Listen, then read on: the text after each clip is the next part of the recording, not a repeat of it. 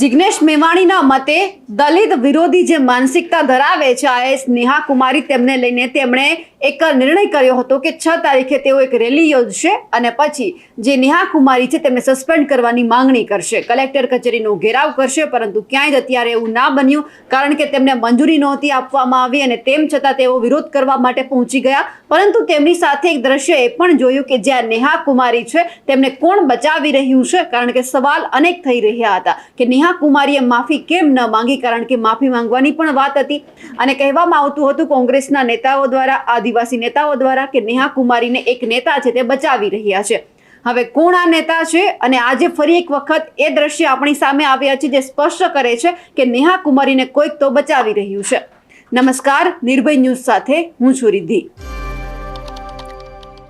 જે રીતે પહેલેથી જ જે જિગ્નેશ મેવાણી છે તે કહી રહ્યા હતા કે નેહા કુમારીને ભાજપના નેતાઓ બચાવી રહ્યા છે અને કોઈક ખાસ એક નેતા એવા છે કે જેમના ઉપર નેહા કુમારી ઉપર તેમણે હાથ રાખ્યો છે, એટલે કે તેમને બચાવે છે। અને અહીંયા સ્પષ્ટ એ દ્રશ્યો તમે જોઈ શકો છો જે રીતે આજે નેહા કુમારી અને કુબેર ડિંડોર એક સાથે જોવા મળ્યા અને તેમણે ડૉક્ટર બાબા સાહેબ ભીમરાવ આંબેડકરની જ્યારે આજે પુણ્યતિથિ છે તેમને ફૂલહાર પણ અર્પણ કર્યા અને તેમને શ્રદ્ધાંજલિ પણ અર્પણ કરી। પણ અહીંયા સવાલ એ થાય છે કે આ એ જ નેહા કુમારી છે જે જિગ્નેશ મેવાણીના મતે કે જેમણે દલિત વિરોધી હલકી માનસિકતા છે તે છતી કરી હતી અને પછી તેઓ તેમને ફૂલહાર અર્પણ કરે છે, શ્રદ્ધાંજલિ અર્પણ કરે છે। આ તો ક્યાંયનો ન્યાય છે? પહેલા તમે ન બોલવાના શબ્દ ઉચ્ચારો છો અને પછી તમે એમને જ શ્રદ્ધાંજલિ આપો છો, એમના જ લોકોને શ્રદ્ધાંજલિ આપો છો। કારણ કે અહીંયા જે કુબેર ડિંડોર છે એ કહી રહ્યા હતા કે પીડિત દલિત આદિવાસી માટે જેમણે બંધારણ બનાવ્યું છે તે બાબા સાહેબ આંબેડકરને અમે શ્રદ્ધાંજલિ અર્પણ કરી છે।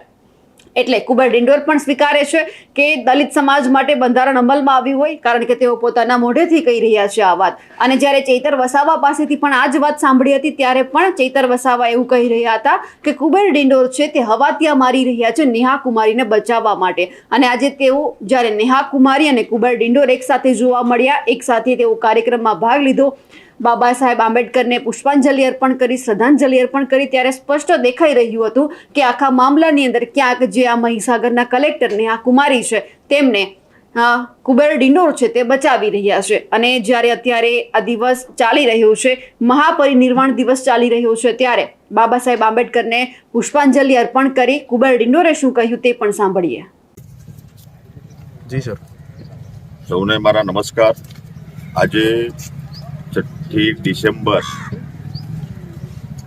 ડૉક્ટર ભીમરાવ આંબેડકર મહાપરિનિર્વાણ દિવસ પુણ્યતિથિ છે। આપણા દેશના કાયદાશાસ્ત્રી, રાજનેતા, તત્વચિંતક અને વિશ્વની આપણી જે લોકશાહી છે એનું મોટું બંધારણ આપનાર એવા ડૉક્ટર બાબા સાહેબ આંબેડકરને આજે અમે શ્રદ્ધાંજલિ અર્પીએ છીએ, જેમને આ દેશમાં ઉપેક્ષિત, પીડિત, દલિત, આદિવાસી માટે એમને જે બંધારણ આપ્યું ને એ બંધારણને આધીન આજે આપણી દેશની વ્યવસ્થા ચાલી રહી છે।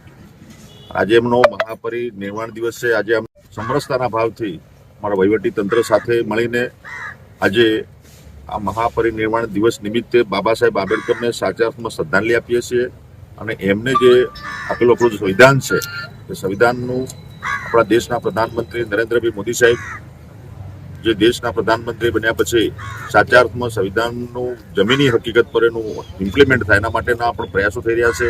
આજે સૌનો સાથ, સૌનો વિકાસ, સૌનો વિશ્વાસ અને સૌનો પ્રયાસ એ સૂત્રને આધીન સમરસતા સ્થાપીને આપણે દરેક સમાજને સાથે રાખીને આગળ વધી રહ્યા છે। આજે પુનઃ આપણા દેશના સંવિધાન નિર્માતા, આપણા તત્વચિંતક, રાજનેતા એવા ડૉક્ટર ભીમરાવ આંબેડકરના ચરણોમાં હું વંદન કરું છું, પ્રણામ કરું છું અને એમને આપણા બધા વતી એમને આપણે શ્રદ્ધાંજલિ આપીએ છીએ।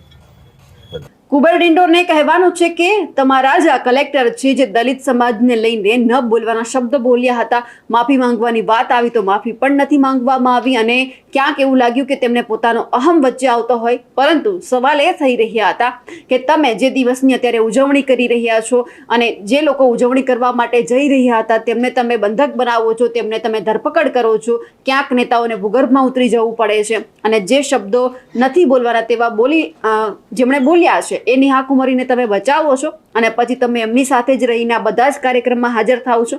એટલે અહીંયા સ્પષ્ટ એ દેખાઈ રહ્યું છે કે ક્યાંક કુબેર ડિંડોર છે તે નેહા કુમારીને બચાવી રહ્યા છે. જે રીતે જિગ્નેશ મેવાણી અને ચૈતર વસાવા કહી રહ્યા હતા તે ઉપરથી ક્યાંક એવું દેખાય છે કે સાચે કુબેર ડિંડોર છે તે નેહા કુમારીને બચાવવા માટે હવા ત્યાં મારી રહ્યા છે. જે રીતે અત્યારે નેહા કુમારી અને કુબેર ડિંડોર એક સાથે છે બધા જ કાર્યક્રમની અંદર, કારણ કે આજથી આદિવાસી ઉત્કર્ષ કાર્યક્રમનું પણ આયોજન ભાજપે કર્યું છે. કારણ કે તેમને ખબર હતી કે જિગ્નેશ મેવાણીનું આ સમર્થન, આ મહારેલી છે તેમાં ક્યાંક જો ભાગલા પાડશું તો જ આપણે નેહા કુમારીને બચાવી શકશું. એટલે હવે એ જોવાનું છે કે આવનારા દિવસોમાં શું થવાનું છે, કારણ કે આજે ક્યાંક ને ક્યાંક તેમની જે મહારેલી હતી તેમાં પણ ખૂંટ સર્જાઈ હતી. કારણ કે સૌથી પહેલા જ પોલીસે બધા જ લોકોને ધરપકડ કરવાની શરૂ કરી દીધી હતી. રેલીને મંજૂરી નહોતી મળી અને બીજી તરફ ભાજપ પોતાના કાર્યક્રમ કરી રહ્યું છે. જે રીતે નેહા કુમારી અને કુબેર ડિંડોર એક સાથે જોવા મળ્યા તેમને લઈને આપનું શું કહેવું છે કમેન્ટ કરીને ચોક્કસથી જણાવજો. સાથે જ અમારી નિર્ભય ન્યૂઝ ચેનલને લાઇક, શેર અને સબસ્ક્રાઇબ કરવાનું ભૂલશો નહીં. નમસ્કાર.